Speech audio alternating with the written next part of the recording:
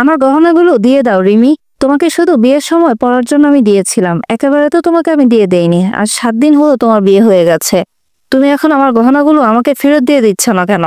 রিমি তখন কড়া গলায় বলল, এগুলো আমার বিয়ের গহনা, এগুলো পরে আমি বিয়ে করেছি। এখন এই গহনাগুলো আমার হয়ে গেছে, এই গহনা আমি কাউকে দিতে পারবো না। আমি উত্তেজিত হয়ে বললাম, তোমার বিয়ের গহনা বানাতে দেওয়া হয়েছে, সেটা তুমি খুব ভালো করেই জানো। দোকানদার ঠিক সময় মতো তোমার গহনাগুলো দিতে পারেনি বলে পরিবারের কথা ভেবে সবার মান সম্মান বাঁচাতে আমার মায়ের গহনাগুলো আমি তোমাকে দিয়েছিলাম। তুমি এইভাবে আমার গহনাগুলো জোর করে রেখে দিতে পারো না রিমি। রিমি তখন বলল, এত কথা বলে লাভ নেই, গহনাগুলো আমার, এখন আমি দেব না আপনাকে। আমি বললাম, ঠিক আছে, আমি তাহলে মায়ের কাছে যাচ্ছি, তুমি যেহেতু ভালো কথাই দিবে না, তাহলে আঙুল কিভাবে বাঁকাতে হয় এই কথা বলে আমি আমার শাশুড়ি মা ঘরের দিকে চলে গেলাম। আমি আমার শাশুড়ি মায়ের কাছে গিয়ে শাশুড়ি মাকে বললাম, মা, আপনাদের সবার কথা ভেবে আমি আমার মায়ের গহনাগুলো আপনাদের ছোট ছেলে বউকে দিয়েছিলাম। আজ বিয়ে 7 দিন হয়ে গেছে, আমার গহনাগুলো এখনো আমি ফেরত পেলাম না। একটু আগে আমি ওকে গিয়ে আমার গহনাগুলো ফেরত দিতে বললাম, কিন্তু ও অস্বীকার করলো। ও আমার গহনাগুলো দিতে চায় না। এখন আপনি একটা বিহিত করবেন। আমার শাশুড়ি তখন এই বিষয়টা নিয়ে চিন্তিত হয়ে পড়লেন। শাশুড়ি মা বললেন, আমি জানি তুমি আমাদের কথা ভেবে ওকে গহনাগুলো দিয়েছিলে। ও তো ছোট মানুষ, বুঝতে পারছে না, তুমি চিন্তা করো না, আমি ওকে বুঝিয়ে বলবো। তখনই আমার ছোট যা এসে বলল, কিছু বোঝানোর তো দরকার নেই, এগুলো পরে বিয়ে করে আমি এই বাড়িতে এসেছি, সুতরাং এগুলো এখন আমার হয়ে গেছে, আমি কিন্তু এগুলো কাউকে ফেরত দিতে পারবো না। হঠাৎ করে এইভাবে আমার ছোট যা ঘরে ঢুকে এসব কথা বলাতে আমার শাশুড়ি অবাক হয়ে গেল। শাশুড়ি মা বলল, তুমি কেন চিন্তা করছো মা? তোমার জন্য তো গহনা আগে থেকেই বানানো দেওয়া হয়েছে, 2-1 দিনের মধ্যেই তোমার গহনা চলে আসবে। তখন ছোট যা বলল, ওইসব গহনা না হয় আপনি আপনার বড় বউকে দিয়ে দিবেন, এগুলো আমার বিয়ের গহনা, তাছাড়া আমার খুব পছন্দ হয়েছে গহনাগুলো, আমি কাউকেই দিতে পারবো না। তখন পাশ থেকে আমার ছোট ননদ আমার ছোট যাকে বলে উঠলো, ভাবি, এগুলো বড় ভাবির মায়ের সম্পদ, এগুলো ভাবিকে সে মারা যাওয়ার আগে দিয়ে গিয়েছিল, এগুলো তুমি তাকে দিয়ে দাও, তুমি তো নতুন করে গহনাগুলো পাচ্ছই, তাই না? তখন আমার ছোট যা আমার ননদকে ধমক দিয়ে বলল, বড়দের মাঝে তুমি একদমই কথা বলবে না। এই কথা বলে আমার ছোট যা ঘর থেকে বেরিয়ে গেল। আমি তখন হাঁটতে হাঁটতে আমার শাশুড়ি মাকে বললাম, দেখছেন মা, কিভাবে আপনার সামনে আমার গহনাগুলো নিয়ে চলে গেল, আমাকে কথা শোনালো। শাশুড়ি মা বলল, তুমি কান্না করো না, এর একটা সমাধান আমি করে দিচ্ছি। রাতে যখন আমার ছোট দেবর বাসায় ফিরলো, তখন শাশুড়ি মা তাকে বলল, তুমি সারাদিন অফিসের নানান কাজ নিয়ে ব্যস্ত থাকো, তাই আমি তোমাকে সবকিছু বলি না, ঘরের সমস্যাগুলো তোমাকে আমি বলতেও চাই না। কিন্তু তুমি যেহেতু এখন আছো আর তোমার বড় ভাই যেহেতু দেশের বাইরে আছে, তাই এই কাজটা এখন তোমাকেই করতে হবে। আমার দেবর তখন বলল, তুমি কি বলতে চাইছো মা, খোলাখুলি বলো।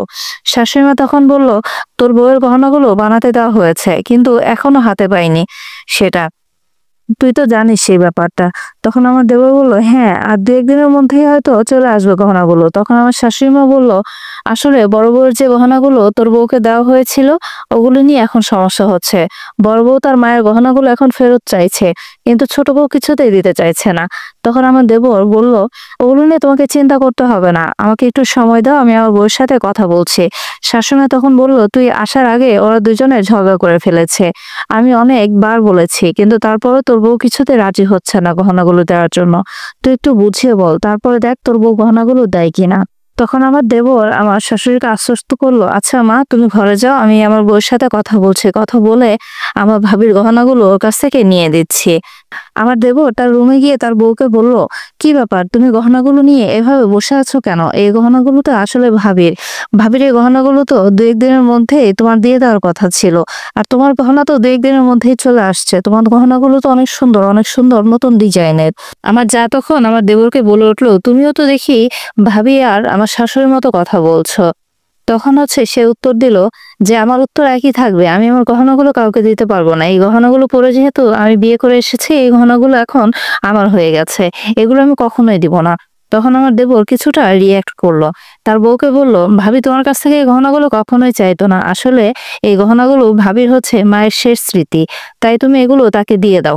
তখন আমার যা মুখ বাঁকিয়ে বলল, ভাবির হয়ে দালালি শুরু করেছো কবে থেকে? ভাবির জন্য এত দরদ, তাহলে আমাকে বিয়ে করলে কেন? ভাবিকে বিয়ে করলেই তো পারতে। এরপরে আমার দেবর তার বউয়ের গালে ঠাস করে একটা চড় মেরে বলল, তোমার বাবা বলেছে তোমাকে অনেক আদর করে মানুষ করেছে, তোমার গায়ে কখনো হাত তুলেনি, আমার মনে হয় এই কারণে তুমি অনেক বেশি জেদি হয়ে গেছো, অনেক বেশি বেয়াদব হয়ে গেছো।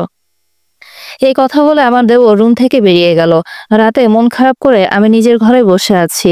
তখন আমার শাশুড়ি মা আমার রুমে এসে আমার মাথায় হাত দিয়ে বললেন, আমি জানি তোমার অনেক মন খারাপ করছে, করাটাই স্বাভাবিক। তখন আমি আমার শাশুড়ি মাকে জড়িয়ে ধরে বললাম, আমি গহনাগুলো ওকে দিয়ে দিতাম, আমি কখনোই চাইতাম না, কিন্তু বিশ্বাস করুন মা, এগুলো আমার মায়ের দেওয়া শেষ স্মৃতি। আর কেউ কি তার মায়ের শেষ স্মৃতিগুলো বিলিয়ে দিতে চায়? শাশুড়ি মা তখন আমাকে জড়িয়ে ধরে বলল, তোমার মতন তার মন হবে না, সে হচ্ছে একদম ছোট মনের মানুষ। সে হচ্ছে ছোট মানুষ, তো তাই বুঝতে পারছে না। আমি চাইলে ওর থেকে তোমাকে কেড়ে নিয়ে দিতে পারি, কিন্তু এতে করে অশান্তি আরো বেড়ে যাবে। আর কান্না করো না বৌমা, আর কয়েকদিন পরে তোমার ননদকে পাত্রপক্ষ দেখতে আসবে। তোমার অনেক দায়িত্ব, তুমি এখন নিজেকে শক্ত করো। 2 দিন পরে আমার ননদ নীলা তার ছোট ভাবির কাছে গেল। তার ছোট ভাবির কাছে গিয়ে বলল যে, ভাবি তুমি খুব ভালো করেছো, তোমাকে যে গহনাগুলো বড় ভাবি দিয়েছে সেই গহনাগুলো তুমি তোমার করে নিয়েছো। আর ওই গহনাগুলো পরে যেহেতু তুমি বাবার বাড়ি থেকে এসেছো, বিয়ের সময় পরেছো, এই গহনাগুলোর উপর এখন সম্পূর্ণ তোমার অধিকার আছে। এই গহনাগুলোর উপর এখন আর বড় ভাবির কোনো অধিকার নেই। তখন ছোট ভাবি বলে উঠলো যে, তুমি তো কিছুদিন আগেও হচ্ছে তোমার বড় ভাবির হয়ে উকালতি করেছিলে, এখন তাহলে কেন তুমি ছোট ভাবির হয়ে কথা বলছো? তখন আমার ননদ বলল যে, তখন যদি আমি বড় ভাবির হয়ে কথা না বলতাম, তাহলে আমার মাকে আমাকে আস্ত রাখতো, আমার ভাইকে আমাকে আস্ত রাখতো, তারা তো আমাকে অনেক বেশি কথা শোনাতো। আর বড় ভাবি সবসময় আমাকে শাসন করে, আমার একটুও ভালো লাগে না। আর এদিক থেকে তুমি সবসময় আমার সাথে অনেক মিলেমিশে থাকো, আর এই কারণে আমার তোমাকে খুব বেশি ভালো লাগে। আমার ননদের মুখ থেকে তার প্রশংসা শুনে ছোট যা খুব বেশি খুশি হয়ে গেল। ছোট যা তারপরে খুশি হয়ে জিজ্ঞাসা করলো ননদকে, তুমি এখন কি চাচ্ছ আমার কাছে? তখন আমার ছোট ননদ বলল যে, আমি তোমার কাছে কিছুই চাচ্ছি না ভাবি, কালকে আমাকে দেখতে আসবে, আমি চাই তুমি আমাকে তোমার মনের মতো করে সাজাও। তারপরের দিন আমার ছোট ননদকে দেখতে আসবে লোকজন চলে এসেছে। তখন আমার ছোট যা আমার ছোট ননদকে তার মনের মতো করে সাজিয়ে দিল, আর সাথে আমার পরনের গহনাগুলো পরিয়ে দিল। আমার ছোট ননদকে দেখে গেল পাত্রপক্ষ এসে। তারপর যখন পাত্রপক্ষ চলে গেল, এরপরে আমার ছোট চা ছোট ননদের কাছে গেল, গিয়ে সেই গহনাগুলো ফেরত চাইলো। তখন আমার ছোট ননদ মুখের উপরে ঠাস করে বলে দিল যে, এই গহনাগুলোকে আমি তোমাকে এখন দিব না, কারণ এই গহনাগুলো এখন আমি পরেছি, আর এই গহনাগুলো পরে আমাকে পাত্রপক্ষ দেখতে এসেছে, এই গহনাগুলোর মালিক এখন আমি হয়ে গেছি। তখন তো ছোট চা হচ্ছে একদম রেগে মেগে আগুন হয়ে গেল। সে বলল, তুমি আমার সাথে এরকমটা করতে পারো না। তখন আমার ননদ বলল, আমি তোমার সাথে কেন এরকমটা করতে পারি না? তুমি তো কিছুদিন আগে বড় ভাবির সাথে এরকমটা করেছো। গহনাগুলো বড় ভাবির মায়ের ছিল, কিন্তু তুমি গহনাগুলো পরে তারপর গহনাগুলো তোমার করে নিয়েছো। আর এখন একইভাবে গহনাগুলো যখন আমি পরেছি, তাহলে গহনাগুলো এখন আমার হয়ে গেছে, আমি তো তোমাকে এই গহনাগুলো দিতে পারবো না। তা আমার শাশুড়ি আর আমি এই কথাগুলো শুনে খুবই খুশি হয়েছি। মানে আগেকার যুগের মানুষ বলতো যে, ইট মারলে পাটকেল খেতে হয়। এই কারণে এখন ছোট যা খুব ভালো করে বুঝতে পারছে তার ভুলটা। তার 2 দিন পরেই আমার দেবর হচ্ছে সেই গহনার বাক্সটা নিয়ে আসলো, যে বাক্সগুলো ছোট জায়ের জন্য তৈরি করা হয়েছিল, যে গহনাগুলো। সেই গহনাগুলো আনতেই আমার ছোট যা অনেক বেশি খুশি হয়ে গেল, কিন্তু সেই গহনার বাক্সটা হাতে নিল আমার শাশুড়ি। আমার দেবর হচ্ছে গহনাটা আমার শাশুড়ির হাতে দিল, আর আমার শাশুড়ি খুশি হয়ে গহনার বাক্সটা আমাকে তুলে দিল। ছোট যা হচ্ছে আমার কাছ থেকে গহনাটা নিতে এসেছে। তখন আমি বললাম যে, না, আমার এক মায়ের গহনা আমি তোমাকে দিয়েছিলাম, সেটা তুমি আমাকে আর ফেরত দাওনি। এখন এই মার দেওয়া গহনাগুলো আমি হাতছাড়া করতে পারবো না, এই গহনাগুলো আমার কাছেই থাকবে। তা কিছুক্ষণ পরেই আমার ছোট ননদ আমার কাছে আসলো, এসে গহনাগুলো আমাকে ফেরত দিল। বলল যে, ভাবি এই যে নাও, তোমার মার দেওয়া শেষ স্মৃতিগুলো আমি তোমার হাতে তুলে দিলাম। এরপরে হচ্ছে আমার ছোট যা হা হয়ে তাকিয়ে থাকলো। ছোট যা খুব ভালো করে তার ভুলটা বুঝতে পারলো। এই জন্য বলা হয় যে, অতি লোভে তাঁতি নষ্ট। ছোট যা অনেক বেশি লোভ করেছিল, তাই তার শিক্ষা হয়ে গেছে। এতক্ষণ যে গল্পটা শুনলেন, গল্পটা একটা আপুর জীবনের গল্প। গল্পটা যেহেতু আমি বললাম, তাহলে কিছু কথা বলি। আসলে আমরা মানুষরা বড় অকৃতজ্ঞ।